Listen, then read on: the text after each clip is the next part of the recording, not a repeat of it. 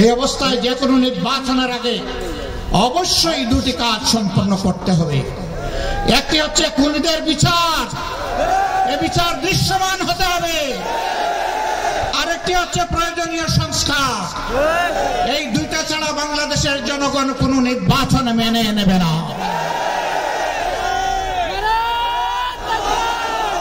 প্রধান উপদেষ্টা বারবার তিনি ঘোষণা দিয়েছেন এবারের ডিসেম্বর থেকে আগামী বছরের জুনের মধ্যে ইলেকশন হবে।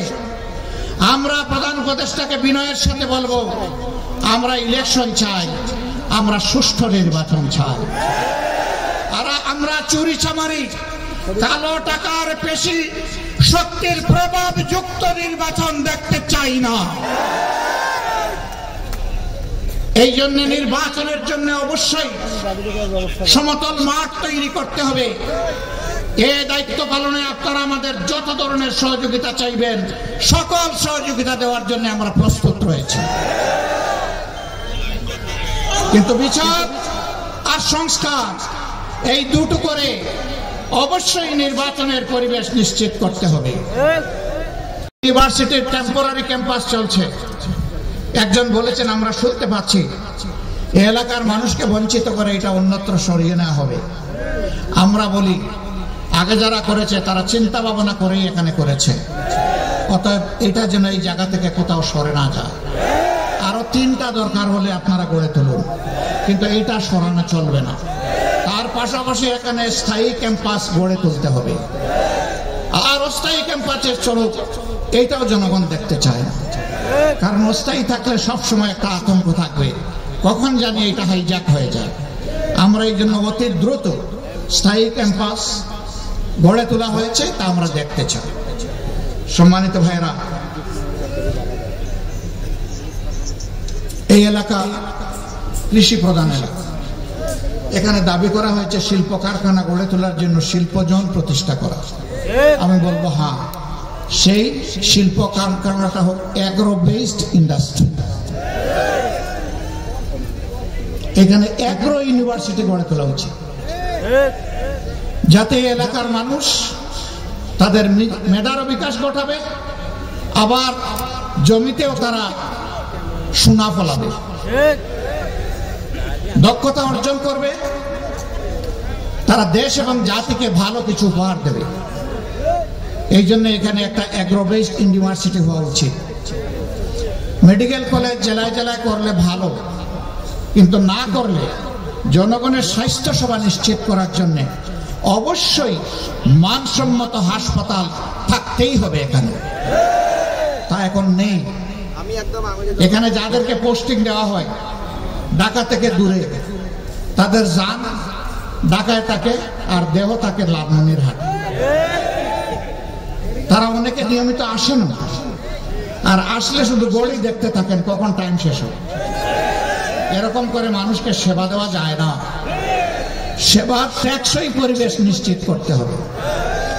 দরকার হয় চিকিৎসক, technocrat, technologist, nurse, ancillary staff যারা আছে তাদের জন্য এখানে কর্ম পরিবেশ নিশ্চিত করতে হবে, যাতে তারা এখানে সন্তুষ্ট চিত্ত থেকে মানুষকে সন্তুষ্ট মনে দায়িত্ব পালন করে তারা সেবা দিতে পারে।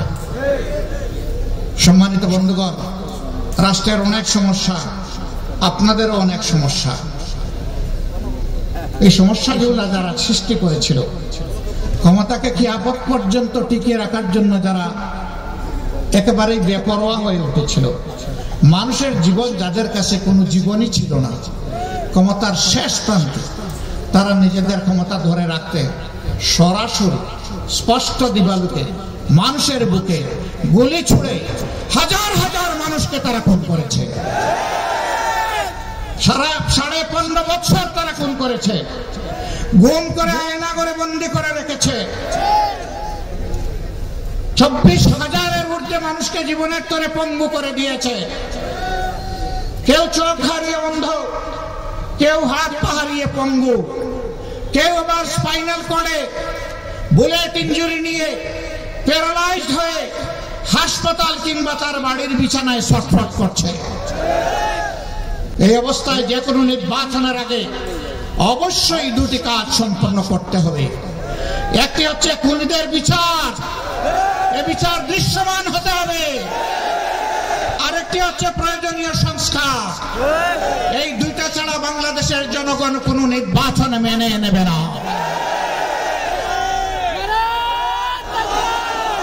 প্রধান উপদেষ্টা বারবার তিনি ঘোষণা দিয়েছেন, এবারের ডিসেম্বর থেকে আগামী বছরের জুনের মধ্যে ইলেকশন হবে। আমরা প্রধান উপদেষ্টাকে বিনয়ের সাথে বলবো, আমরা ইলেকশন চাই, আমরা সুষ্ঠু নির্বাচন চাই।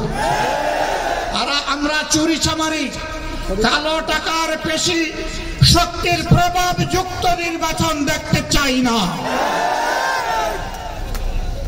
এই জন্য নির্বাচনের জন্য অবশ্যই সমতল মাঠ তৈরি করতে হবে। এই দায়িত্ব পালনে আপনারা আমাদের যত ধরনের সহযোগিতা চাইবেন, সকল সহযোগিতা দেওয়ার জন্য আমরা প্রস্তুত রয়েছি।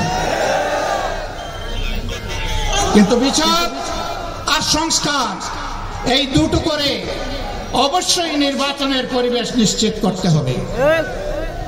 সংগ্রামী বন্ধুগণ, কঠিন রোদের মধ্যে দাঁড়িয়ে আপনারা দীর্ঘক্ষণ ধরে আমাদের কাছ থেকে বক্তব্য শুনেছেন।